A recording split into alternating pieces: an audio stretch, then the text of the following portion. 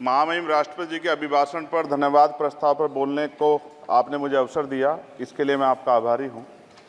सभापति महोदय, सर्वप्रथम मैं बहुजन समाज में जन्मे सभी संतों, गुरुओं, महान पुरुषों को नमन करता हूं। जो कर्मचारी देश की सेवा में लगे हैं उनका भी सम्मान होना चाहिए। 2% सरकारी सेक्टर है तो 98% प्राइवेट सेक्टर में भी हमारी हिस्सेदारी की बात होनी चाहिए। भारत की सबसे प्राचीन व बहादुर रेजिमेंट में से एक चमार रेजिमेंट को पुनः बहाल करा जाए, ऐसा भी मेरा आपसे आग्रह है। कृपया समाप्त करें चंद्रशेखर। माननीय सभापति जी, मैं पहली बार बोल रहा हूं, आप कहेंगे मैं बैठ जाऊंगा, मैं आपकी बात, मैं संवैधानिक मर्यादा का पालन करूंगा, मगर हम तो माननीय सभापति जी सुन ही रहे हैं। आप बोलिए, 1 मिनट। धन्यवाद, धन्यवाद। 1 मिनट और बोलिए। मूछे रखने पे, घोड़ी पे बैठने पे, मटकी छूने पे हमारी हत्या हो रही है। क्या बदला है सर? 70 साल बाद भी किसी की बपोती नहीं है। देश संविधान से चलता है सर, और संविधान से चलेगा। संविधान छेड़खानी बर्दाश्त नहीं की जाएगी सर। धन्यवाद। महामहिम राष्ट्रपति जी के अभिभाषण पर धन्यवाद प्रस्ताव पर बोलने को आपने मुझे अवसर दिया, इसके लिए मैं आपका आभारी हूं। सभापति महोदय, सर्वप्रथम मैं बहुजन समाज में जन्मे सभी संतों, गुरुओं, महान पुरुषों को नमन करता हूं। श्री चंद्रशेखर जी। माननीय सभापति जी, जय भीम। महामहिम राष्ट्रपति जी के अभिभाषण पर धन्यवाद प्रस्ताव पर बोलने को आपने मुझे अवसर दिया, इसके लिए मैं आपका आभारी हूं। सभापति महोदय, सर्वप्रथम मैं बहुजन समाज में जन्मे सभी संतों, गुरुओं, महान पुरुषों को नमन करता हूं, जिनमें महात्मा ज्योतिबा फूले, डॉक्टर बाबा साहब अम्बेडकर, मान्यवर काशीराम साहब को मैं याद भी करता हूं आज के दिन पर। साथ साथ नगीना की महान जनता और भीम आर्मी और हमारी पार्टी आज़ाद समाज पार्टी काशीराम के साथियों का भी धन्यवाद करता हूं। इसके बाद अपने कुल गुरु जगत गुरु सदगुरु रविदास जी महाराज को भी मैं नमन करता हूं, जिन्होंने दुनिया को लगभग 600 साल पहले बेगमपुरा शहर के रूप में दुनिया का सबसे महान लोकतांत्रिक दर्शन दिया। अध्यक्ष महोदय, माननीय सभापति जी, 14 अगस्त 1947 को ये देश अंग्रेजों के अधीन था। 15 अगस्त 1947 को हम लोग आज़ाद हुए। 16 अगस्त 1947 को देश आज़ादी में था, लेकिन धन धरती राजपाट में बंटवारा नहीं हुआ। जो साधन संसाधन थे उनमें बंटवारा सही रूप से न होने के कारण एक बहुत बड़ी आबादी सुविधाओं से वंचित और सम्मान से वंचित रह गई। उनको सम्मान देने के लिए और अंतिम व्यक्ति तक सुविधाएं पहुंचे, इसके लिए लोकतंत्र की व्यवस्था हुई। लेकिन आज़ादी के 70 साल बाद भी हम कहाँ खड़े हैं, इस पर ये चिंता का विषय है। मैं मानता हूं कि सामाजिक न्याय तभी होगा माननीय सभापति जी, जब जातीय जनगणना पूरी होगी और जातीय जनगणना कराई जाएगी, और साथ साथ संख्या के आधार पर आरक्षण जो है वंचित वर्गों का बढ़ाया जाएगा। उसके साथ साथ जब राष्ट्रपति जी अभिभाषण पर बात रख रही थी तो उन्होंने शहरी और ग्रामीण क्षेत्रों के विकास की बात कही, और ये भी कहा कि दुनिया में सबसे उत्तम शहर हमारे यहाँ बने। लेकिन माननीय सभापति जी, 70% आबादी तो गांव में निवास करती है, तो गांव की आबादी के बारे में भी सोचना होगा कि उनका जीवन कैसे बदले।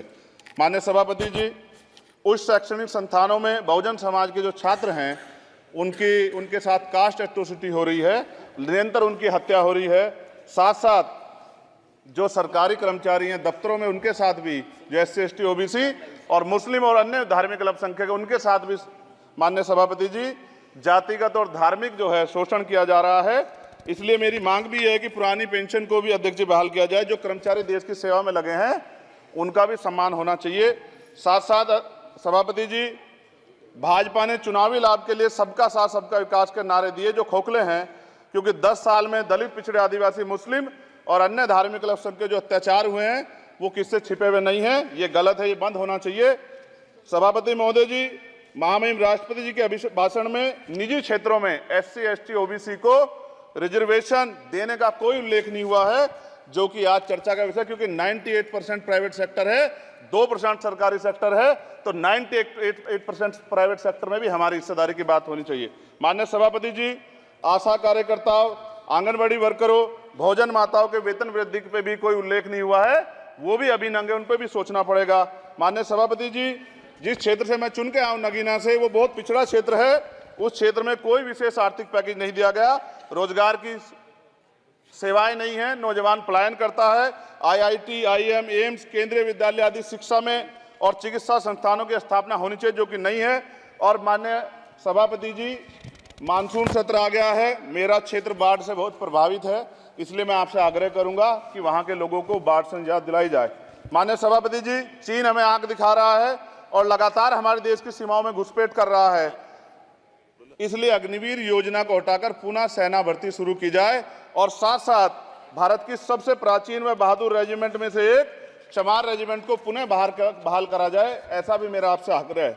माननीय सभापति जी, पिछले सारे प्रधानमंत्रियों ने मिलकर जितना कर्ज लिया है उससे दुगना कर्ज हमारे वर्तमान के प्रधानमंत्री जी ने लिया है। किसान अगर अपना कर्ज माफ कराने के लिए जाता है तो लाठी झेलनी पड़ती है, जबकि सरकार ने धन्ना सेठों का 15 लाख करोड़ रुपया माफ किया है।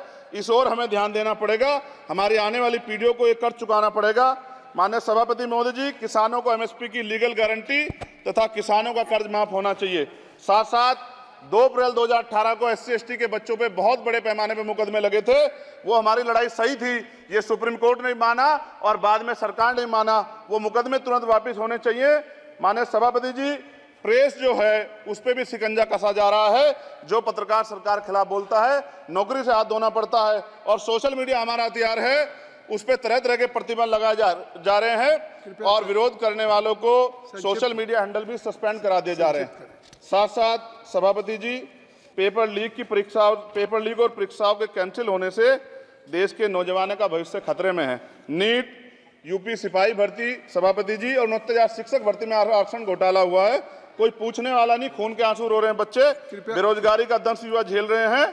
इसलिए मेरा आग्रह है कि युवाओं के लिए कृपया समाप्त करें चंद्रशेखर जी। माननीय सभापति जी, मैं पहली बार बोल रहा हूं, आप कहेंगे मैं बैठ जाऊंगा, मैं आपकी बात, मैं संवैधानिक मर्यादा का पालन करूंगा, मगर हम तो माननीय सभापति जी सुन ही रहे हैं। आप बोलिए, 1 मिनट। धन्यवाद। 1 मिनट और बोलिए। अध्यक्ष सभापति जी, नारी सम्मान की बात करने वाली सरकार, हमने मणिपुर देखा सर, हमने पहलवान बेटियों का हर्ष देखा सर, और हमने सर हाथरस की बेटी का हर्ष देखा सर, और हाथरस के परिवार को जो वादा किया था सरकार ने वो भी पूरा नहीं किया। और महिलाओं में भी, स्पेशली दलित, पिछड़े और मुस्लिम वर्ग की, आदिवासी वर्ग की महिलाओं के साथ आज भी NCRB का डाटा कहता है सर जो जुल्म हो रहा है वो सहनीय नहीं है सर। साथ साथ कोविड में तैरती, हमने कोविड में बहुत सुना सर, कोविड में तैरती लाशें भी गंगा में हमने देखी है सर, और मजदूरों का हाल भी हमने देखा है। सभापति जी, बस सब समाप्त कर रहा हूं। नोटबंदी पे छोटे मजले उद्योग की जो कमर टूटी वो भी हमने देखी है। सभापति जी, शैक्षणिक संस्थानों, विश्वविद्यालयों में, चिकित्सा संस्थानों में OBC ST के योग्य अभ्यर्थी को NFS करके जिस तरह निकाला जा रहा है, लेटरल एंट्री करके जिस तरह हमारे रास्ते बंद किए जा रहे, ये भी हम देख रहे हैं सभापति जी।